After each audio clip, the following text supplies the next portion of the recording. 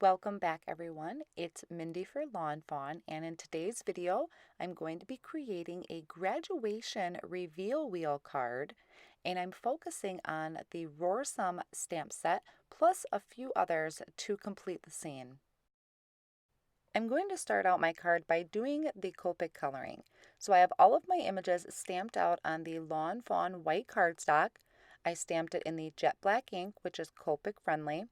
And I'll have all the colors listed at the bottom of the screen here for each individual image that I'm coloring. I did pick images from Rawrsome, so that's the dinosaurs and the volcano. I have some trees up top there. Those came from Life is Good. And I also have a couple sprigs of grass at the very top there, you'll see in a little bit. And those came from the Gleeful Gardens stamp set. I'm also going to be coloring in a moon, and that came from Out of This World.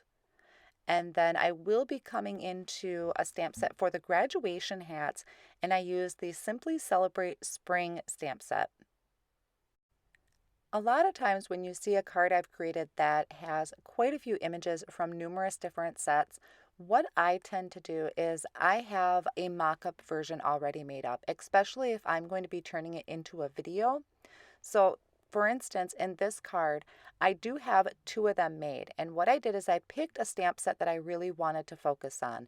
In this case, it was the dinosaurs. And since graduation is coming up and I needed graduation cards, instead of the party hats that are in that stamp set, I thought it would be really cute to have these dinosaurs in the graduation hats, which is where the Simply Celebrate Spring stamp set is going to come in.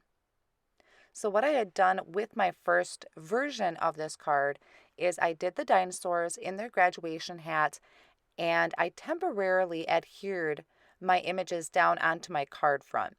From there, I looked at what else would go into a dinosaur scene, and I actually Googled a lot of dinosaur cartoons, dinosaur images to see what kind of backgrounds they had. And that is where I came into going through some of my older sets and finding these really cool trees that would be great for a background, or those bigger blades of grass. Honestly, I was kind of having a scene in my mind from Journey to the Center of the Earth, one of the movies, and I had just this real vivid imagery of a scene where there's just all these different colors and all these different large elements in the background, and trying not to get too carried away with it. I thought I had just enough where it completed a really great scene and yet didn't overtake the fact that I have these really cute dinosaurs wearing some graduation hats. So just wanted to kind of walk you through my process when it comes down to creating these scenes. And it may seem like a lot of work to go through coloring them or building that scene, but I really enjoy it, and it's practice as far as coloring. So I get practice in on what combinations work well together. And then I have two cards done, which is great for me, especially with graduation season coming up, and I do need to have some cards. It is kind of on the cutesy end, but I think it's a really fun and unique card to be giving to anyone. I have nieces or even friends of my daughter that are in middle school that have seen these cards sitting in my house, and they'll sit and they'll play with it and they think it's just the coolest thing. So I think regardless of age, these interactive cards are just a really special and unique way to present something, whether it's congratulating them or if you want to put something on the inside if you're giving a gift of money or a gift card. So that's one reason why I really like to give the interactive cards. It's just something totally different that you don't see very often. So I'm just finishing up my coloring here on the trees. I do the trees kind of all at once since there isn't a lot to color, especially on the main portion of the tree. And then I'm going to come in and do the leaves. So I have four colors you can see here listed. I really love adding that YG21 as the last color because it's just a really nice bright green. And like I said, when I was picturing this scene, I kind of had some really bright colors in mind. So this is one of my favorite green combos for that. And I use the same color combination for these big blades of grass. I just color one of them on here on screen for you, and then I do the rest off camera because I do it all the same. And then real quickly here, I'm going to show you how I colored in the graduation hats from the Simply Celebrate Spring. And I used a combination of the neutrals, so N8, N5, and N4. Now what's really cool about these is you could customize these to the school colors. So if, for instance, the school colors are blue or red, you can change up those colors. I just did kind of this grayish black color just to kind of stay neutral since I did have so much color on my card to begin with.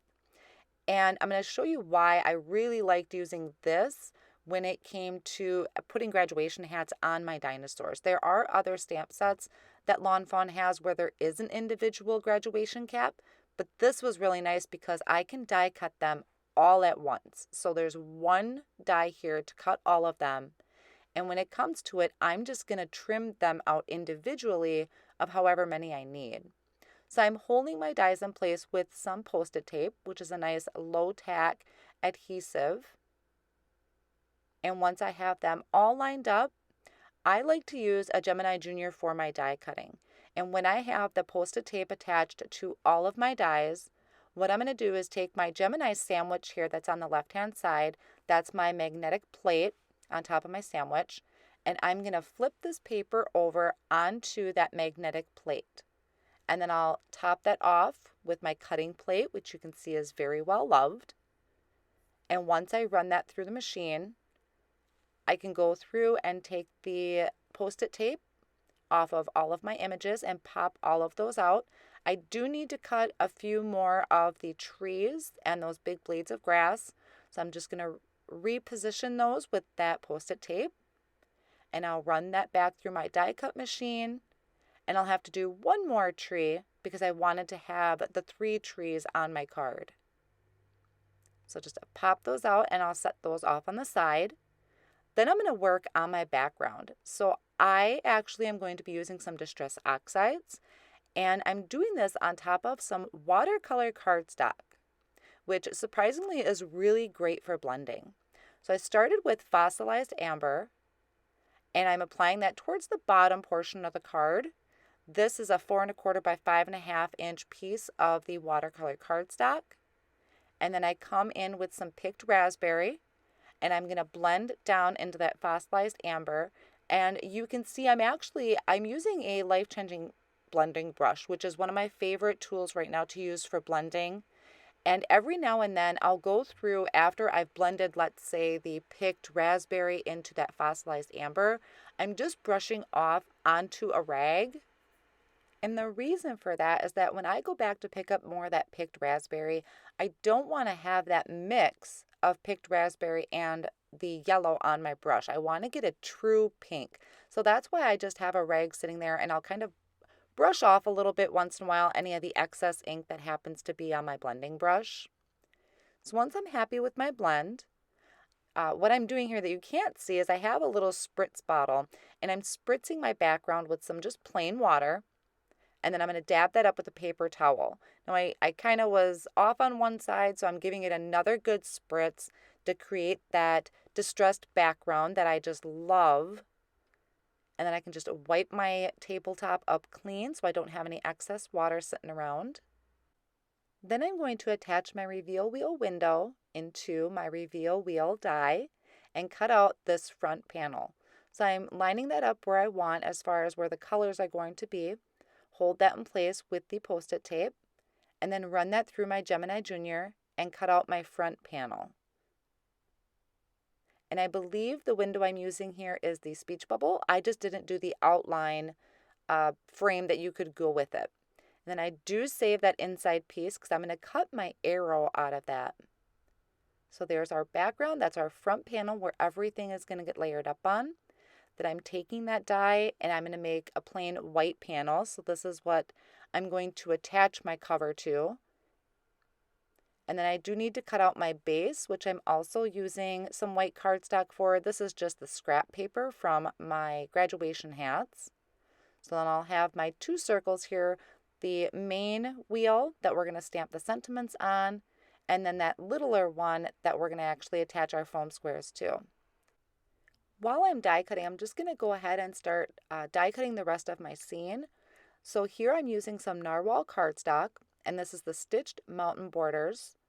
And I'm actually going to do this twice because I want to have some layered mountains. I also did go ahead and die cut the stitched hillside border from some craft cardstock, and then also the metal border from some cilantro cardstock. And here is a great way of how I was able to line up my scene and make sure everything was even. So I had already figured out what I wanted for my scene, what was going to be the farthest back, and that was going to be these tallest mountains. So I lined that up on the card where I wanted, took the reveal wheel die, placed that on there, and held that down with the Post-it tape and ran that through. So my stitch edges are going to match up all along the card.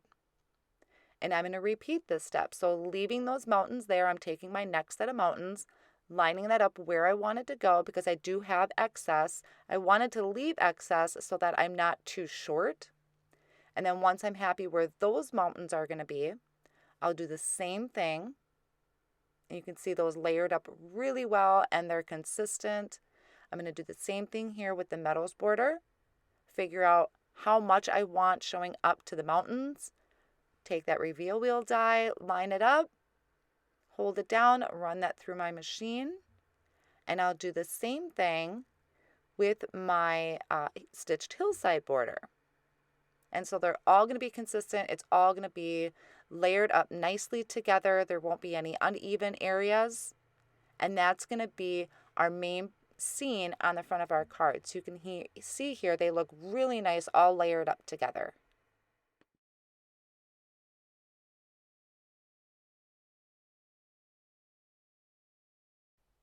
So next I'm going to work on my sentiments, and I'm going to pull out the reveal wheel template, which is amazing. Lawn Fawn is just true genius in creating this. This is a huge, huge time saver when creating reveal wheels. So I just placed that template that matches my window on top of my white cardstock, and I'm just holding that in place with Post-it tape on just two different ends. I'm going to line this up on my MISTI, and I'm going to stamp this all at once. I love this because I don't have to worry about pencil lines, erasing them. Even doing pencil lines, I was still stamping my sentiments crooked. So this is totally awesome. I am loving it. So for the stamp set that I'm using, this is the Reveal Wheel Spring Sentiments. It has so many different sentiments on here for lots of different occasions. I found a lot of great sentiments I can use for graduation. So I'm choosing the sentiments I want. I'm lining it up in the window of that template, and I'm doing this one at a time. So I'm lining up the sentiment. I'll pick it up with the door of my MISTI, and then move on to the next sentiment. And I'm going to go all around into those 4 different areas.